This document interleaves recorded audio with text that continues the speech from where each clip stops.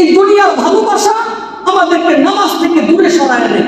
এই দুনিয়ার মহব্বত আমাদেরকে অপর ভাইয়ের সাথে গাদ্দারি করতে শেখায়। দুনিয়ার মহব্বত আর ভালোবাসা এত পরিমাণে মানুষকে বিগড়ে দেয়, আপন মায়ের গলায় ছুরি চালাইতে বিন্দু মাত্র দ্বিধাবোধ করে না। দেশের ভিতরে এক অনাথ সৃষ্টি হয়েছে। আমি যদি আপনাদেরকে সংক্ষেপে বলি, বর্তমান দেশের যে একটা অবস্থা হয়তো অনেকেই জেনে থাকবেন, সেই চট্টগ্রামে সাইফুল ইসলাম আলিফকে প্রকাশ্যে কুপায়া হত্যা করা হয়েছে। প্রকাশ্যে কুপায়া হত্যা করা হয়েছে।